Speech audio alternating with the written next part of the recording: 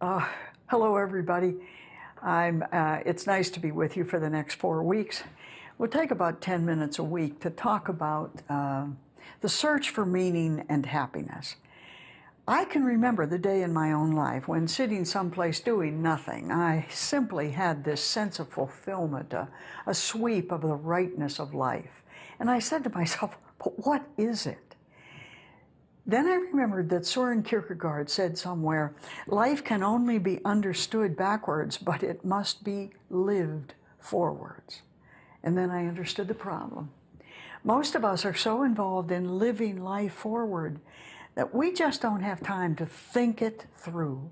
We keep up with the bills and the work and the regular processes of family and education and social responsibilities, but we don't have time to think about what happiness might really be. So we live in a revolving door of questions. Should I go there? Should I do this? Should I leave this? Should I try something else? Should I try something entirely new? What am I really meant to do in life, and how will I ever know? So when we're young, we strike out in one direction, fascinated by some minor part of it, perhaps, or just grateful to have a starting place. And we simply hope that it fits. We hope we have been born with the heart and the talent and the personality and the skills and the commitment it will take to do it, and as a result of that, come out happy in life. But these are life decisions, and they're not just for me. The decisions I make about the way I will be in the world will affect the world, and it will affect the people who need what I have to give. Everywhere there are stories about people who do such small things, it seems to us. They collect clothes for the poor. They buy blankets for the homeless. They coach kids. They read for the Association of the Blind, and they're very happy. On the other hand, everywhere, stories of those who choose a path in life, educated themselves for it, got into it, but are barely in it and leave it because they weren't happy in it. So what does that mean? It means that we must learn to listen to the call. Listen to the magnet of the heart within us. Learn to assess our gifts, and then give ourselves to following our passions. And to do that, we must discover who we are. We also have to know what the world needs. And we have to decide what to do with what we are, how to give what we have to give it. Where do you go to start that? Therefore, in these weeks, we're going to talk about what we mean by call and what it means to find direction and meaning in life. We must decide, you and I, as we go through life, what we must do to be happy ourselves so that we can be a gift to the world around us. The question of how to live a meaningful life is the universal question, but it must be answered individually by each of us alone. To have a call at one time in history meant to have a religious vocation.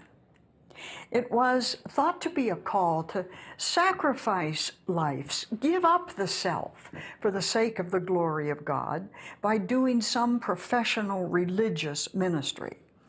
It meant then simply giving one's life over to be disposed of in what someone else said was the service of God and where it would be good for us to go. But now in our lifetime, there's been a great shift in the understanding of what it means to have a vocation. It has shifted from anonymous disposability, people who are interchangeable parts, to a sense of the obligations of uniqueness. Paul teaches in Corinthians, remember, that multiple gifts are given by God for the sake of the upbuilding of the community. And so now in our lifetime, theology and psychology concur. Every person is unique, and every person is responsible for the upbuilding of the whole. Now we know, you see, each of us are called to something special, to the living out and working out of what we've been given. We're called to give it back. It's our moral responsibility to the development of the world. Our gifts, in other words, commit us. Our gifts are our call.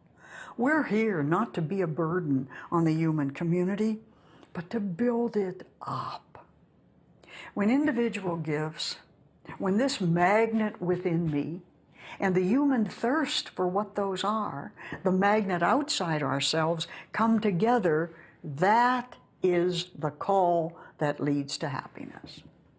This retreat is about what it takes to find and respond to the magnet within us, this great, deep passion for life toward which our hearts leap up at every turn.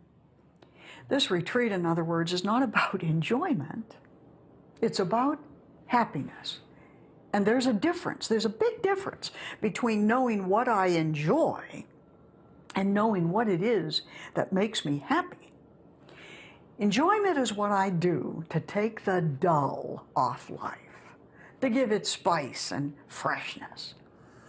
Enjoyment interrupts the sameness of life, and at the same time it sends me back to it, refreshed now, with new energy, new commitment, a sense of relief and release.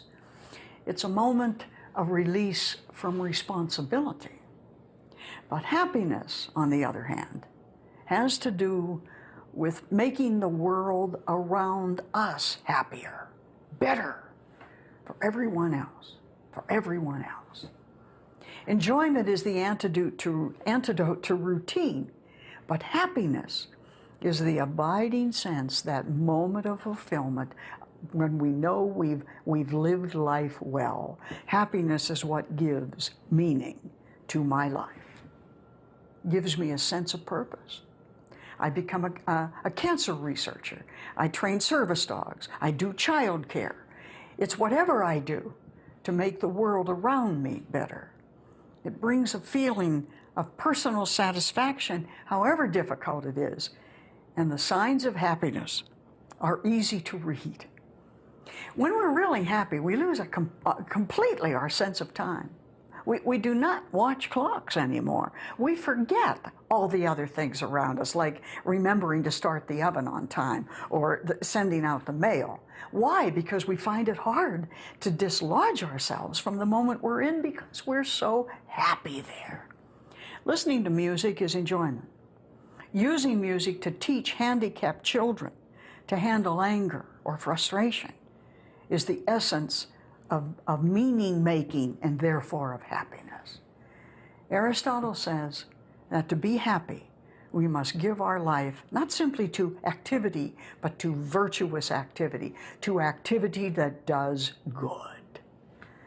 The song of life, the Chinese say, is born in every soul. It must be discovered a bit at a time. It grows in us little by little, and we have to learn as we go to hear it, and then we have to figure out how to follow it. The Chinese proverb says of that, a bird does not sing because it has an answer. A bird sings because it has a song. We want to spend some time helping one another work out what song we're meant to sing in life, each of us uniquely, alone, so that we can be happy and the world can be better.